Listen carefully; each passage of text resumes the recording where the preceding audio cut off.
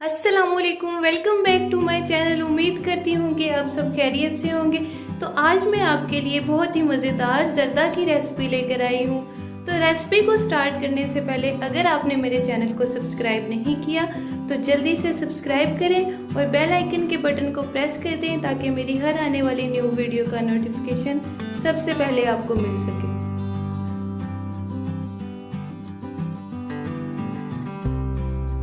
Video को like और share करना मत भूलिएगा, ये आपका प्यार और मोहब्बत है जिससे हमारे हौसले बुलंद होते हैं। तो स्टार्ट करते हैं आज की रेसिपी।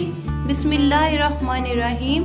जर्दा बनाने के लिए हमें बहुत ही अच्छी क्वालिटी के चावल चाहिए होते हैं जिसे हम जर्दा चावल भी बोलते हैं। तो जर्दा बनाने के लिए जो चीज़ें हमें चाहिए वो ये हैं। चावल जो मैंने यहाँ पर इस्तेमाल किए जर्दा चावल, इसे 30 मिनट पहले मैंने भिगो दिया था।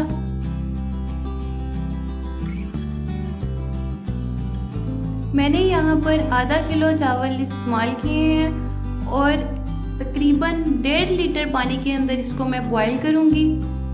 और इसे कम्प्लीटली बॉईल हमने नहीं करना, जब इसमें एक कनी रह जाए तो चावल हमने उतार लेने हैं।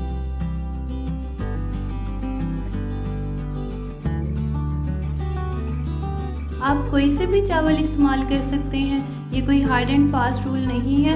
लेकिन अगर आप चाहते हैं कि एक अलग अलग चावल दिखाई दें तो उसके लिए आपको सेला चावल इस्तेमाल करने पड़ेंगे, जैसे कि मैंने यहाँ पर सेला चावल इस्तेमाल किए हैं। और जब चावल बॉयल हो जाएं तो आप इसको इस तरह से चेक कर सकते हैं।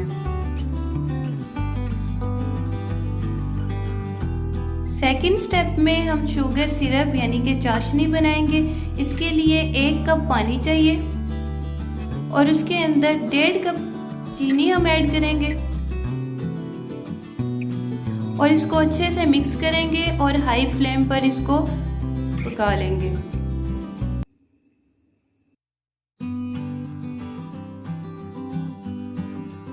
जब चीनी अच्छे से मिक्स हो जाए तो इसके अंदर 1/2 कप ऑयल या घी डाल देंगे और अच्छे से मिक्स कर लेंगे।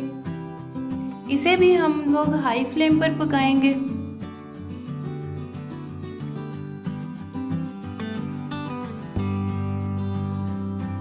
ये देखें चाशनी बनना स्टार्ट हो गई है।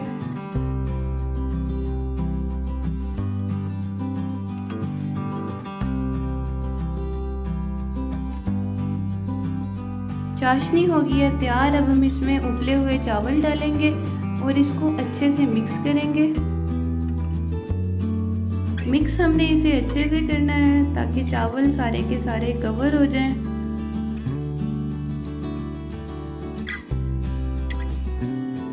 अब मैं इसके अंदर ये मुरब्बा डालूंगी, क्योंकि ये मुरब्बा थोड़ा सा हार्ड सख्त होता है तो इसलिए इसको हमें पहले डालना पड़ेगा। इसको अच्छे से मिक्स करेंगे और तकरीबन 5 से 7 मिनट के लिए हल्की आंच पे दम के लिए रख देंगे।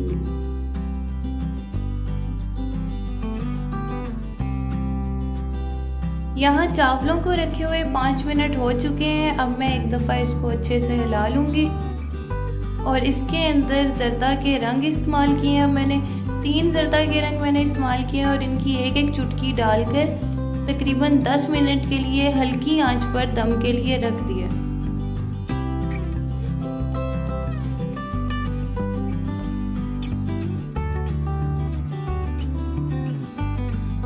आप यहाँ अपनी मर्जी से जर्दा का कोई भी रंग इस्तेमाल कर सकते हैं, 1 या 2 रंग जो आपको पसंद हो।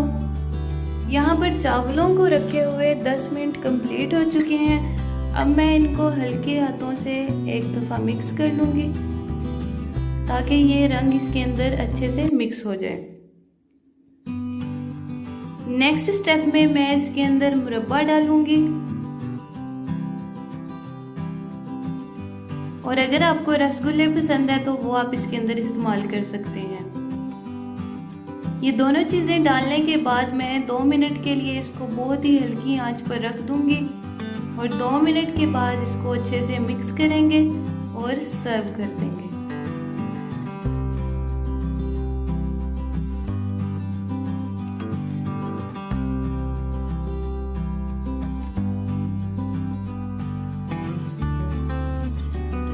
یہ تھی ہماری بہت ہی مزیدار زردہ کی ریسپی.